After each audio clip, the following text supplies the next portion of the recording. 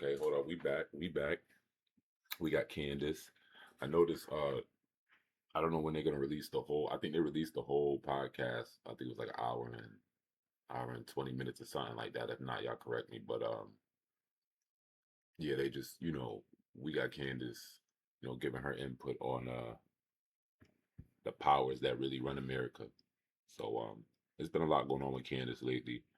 You feel me? If you haven't heard, you feel me? She got like a fake death threat, all types of crazy stuff. So it's good to see that she's all right. You feel me? This was around the time, and we got her on Sean Ryan. So let's see what she's talking about.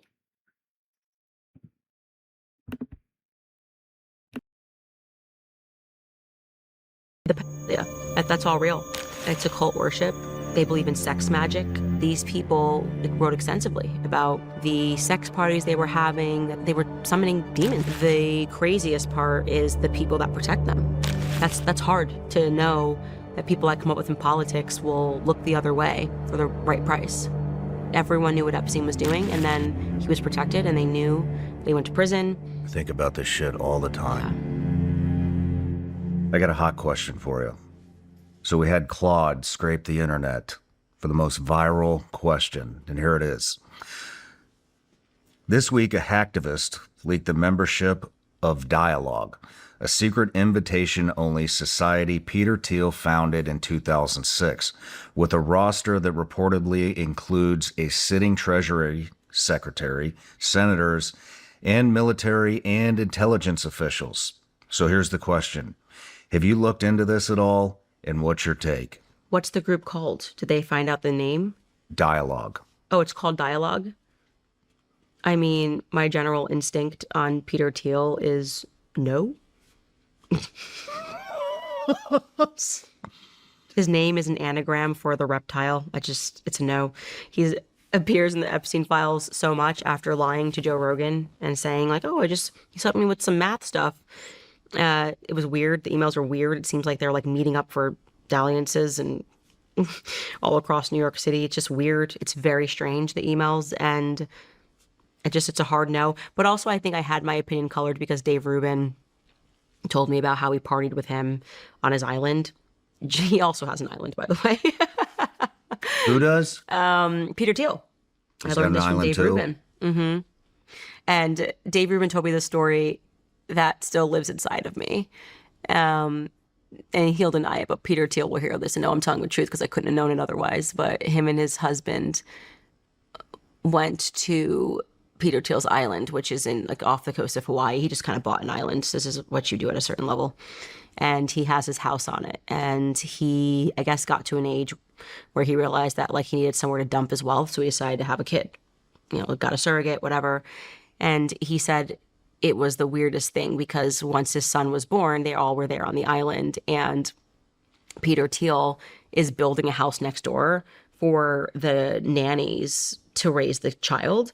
And he said when they brought the child around the table at his house, they basically like the servants were like presenting the child, and Peter was just sort of like looking at the child like, yes, yeah, there he is or whatever. And it was like very strange and detached, and that, they partied with Peter Thiel, and I'll leave it at that. But I had my opinions about who Peter Thiel is was shaped by Dave Rubin. It's not a guy that I want in authority to make any decisions whatsoever. That's a dark, dark, dark future. They just released a shit ton of names that are in this thing. Have you seen this yet? I think they did it while we were sitting in here. I just saw it on the last break. We'll put the names up on screen right now so everybody can read them. Here's a follow-up question. Across everything you've dug into, true crime, cults, criminal networks, what's the single most disturbing thing you've found that you actually believe? We'll put the names up on.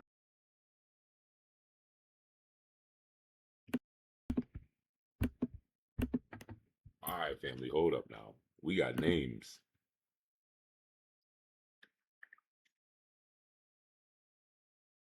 So there's a secret society called the Dialogue Society. This appears to show all the active members are part of the dialogue crew. So let's see what we're working with. We got Treasury Secretary. We got Army Secretary. Drug Enforcement Administration Chief of Staff, the Chief of Staff of the Drug Enforcement Administration, Ted Cruz. Corey, look at all these names. YouTube CEO.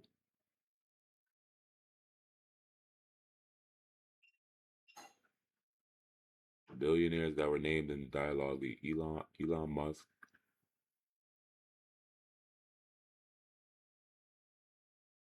It's crazy work. It's crazy work to see them put names up like that. It's crazy work. On screen right now, sir. Hold on.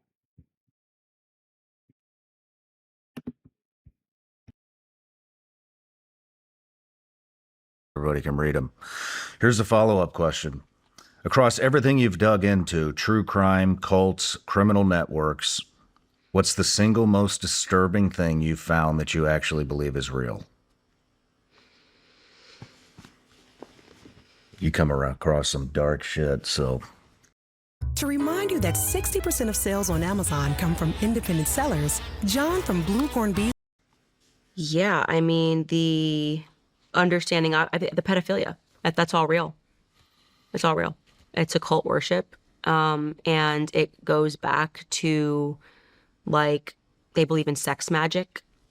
And sex magic? Sex magic. You could get into, like, Aleister Crowley. All that's real. I mean, he wrote books about it. It's not like they were trying to hide it. But these are the elites. Like, these aren't people that are at the bottom. It's why I find it hilarious when people believe in the moon landings. I'm like, do you know the history of the Jet Propulsion Labs and that it was created by Aleister Crowley's acolyte, a protege, so to speak?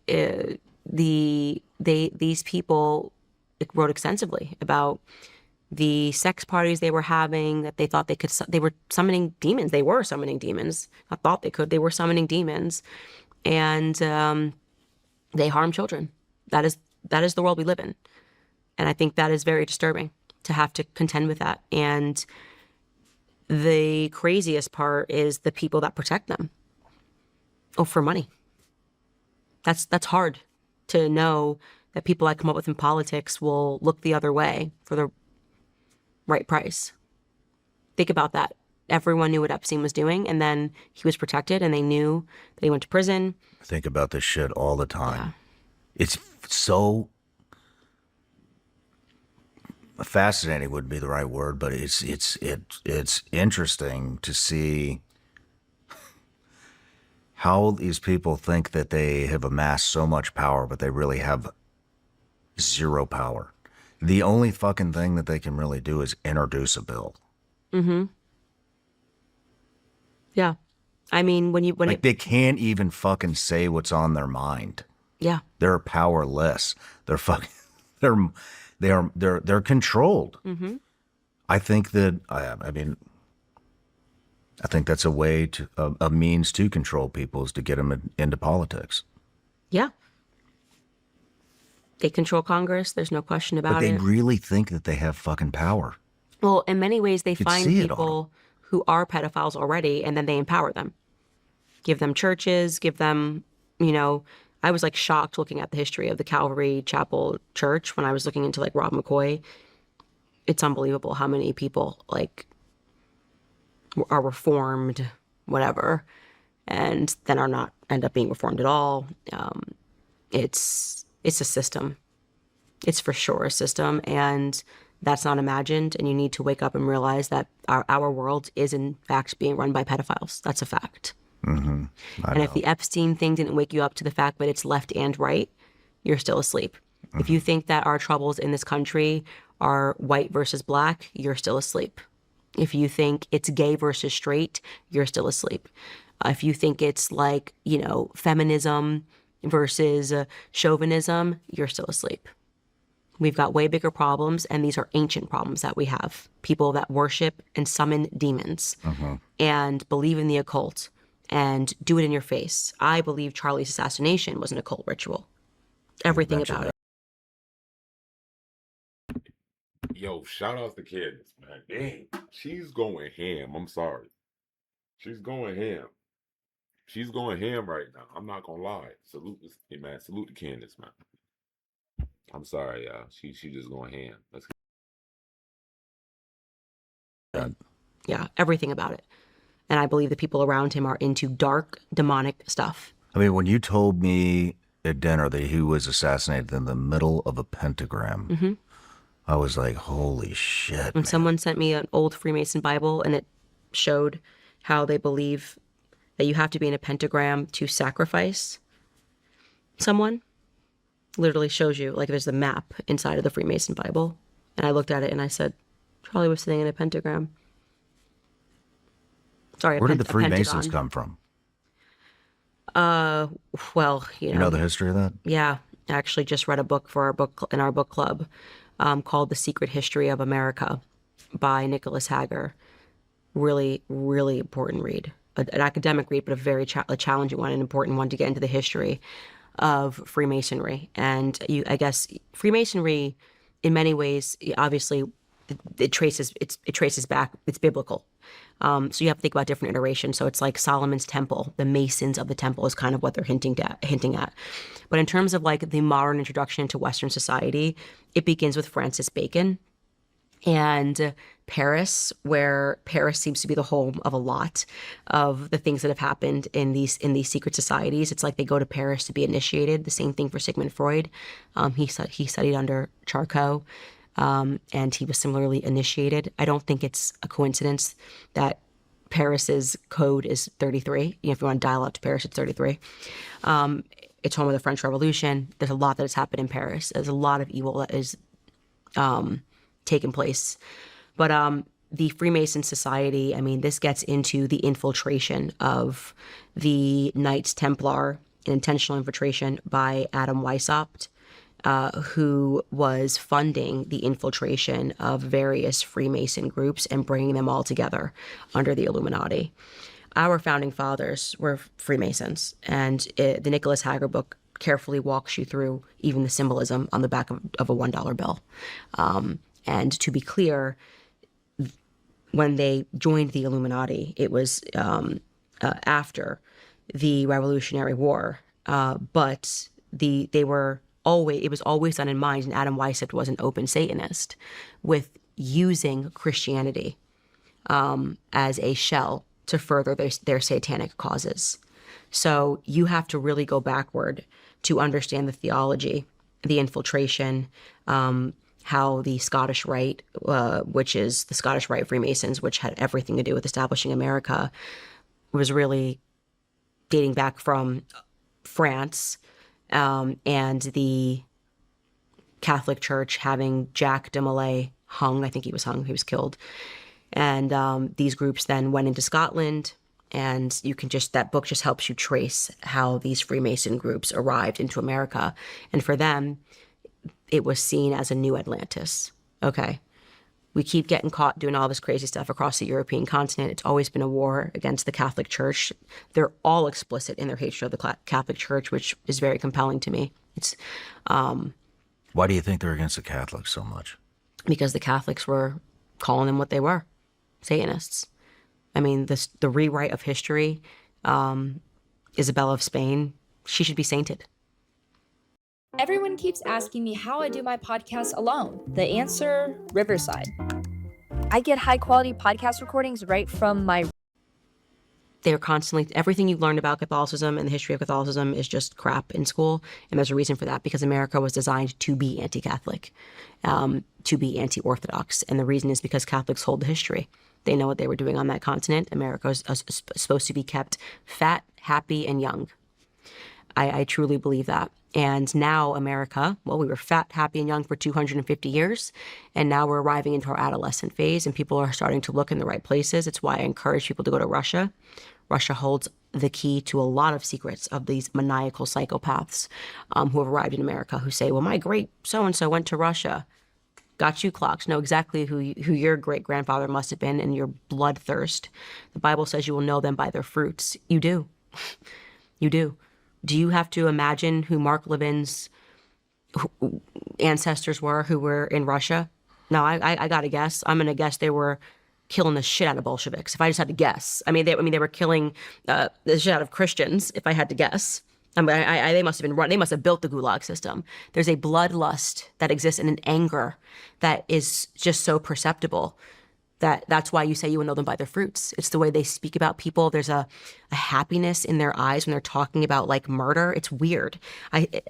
Sometimes when I watch clips that will go viral of Ben Shapiro or Mark Levin, there's something in their like demeanor and their eyes that it's so dark. It's so dark where you really go, I think you are happy. It makes you happy when kids are being killed in Gaza. Like there's something, it's very disturbing. They're not having the same reaction as we are having. And you see it in their tweets. They're hungry for more death and destruction. Oh no, I've seen it. I've seen it in person. It's dark. I've seen it here in this room. It's dark. That can only come from worshiping like they're fucking foaming at the mouth. Yeah. That can only like come demon. from the Prince of Darkness. Because when spirits are light and happy and you have a reaction to seeing a dead kid, doesn't matter what the race of the kid is. Doesn't matter what the race of the kid is. You don't get up on the airways and go, oh, well, that's what happens. You're going to get some more of that. Like what Ben Gavir is saying, there's something very wrong with these people. And so you don't have to imagine who they are the children of. And that's why you don't have to get into the weeds on it either. It's like, God gave you intuition, He gave you intuition to know when somebody is spiritually disturbed. And that's putting it mildly.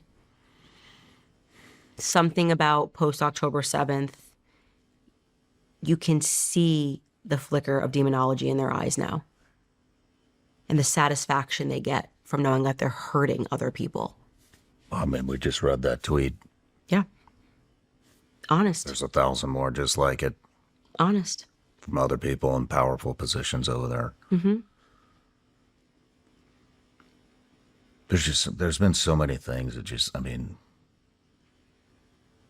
to me that prove how bad the influence is. Like sending that fucking pedophile back to Israel. You saw that, right? Well, he was in the cyber team, or they're one of the top guys in their cybersecurity fucking wing of the idea. I don't know, whatever. Came here luring, 12-year-olds or something in on the internet to fuck them. Mm-hmm.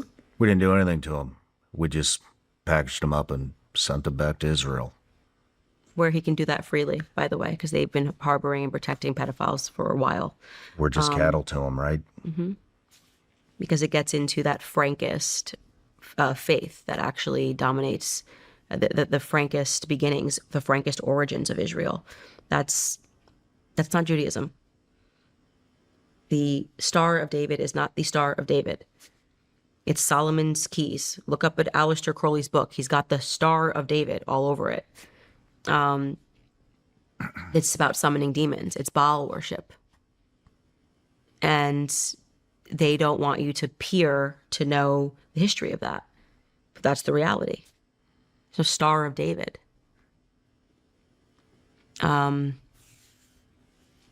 But people are waking up to that, and I think that's why they have a certain... It's almost like they're under pressure right now. Like their lust for destruction has never been louder. They're like shape-shifting. I think it's the best way to put it. I feel like we're watching people who used to play human shape-shift into demons in real life. No matter where you're watching.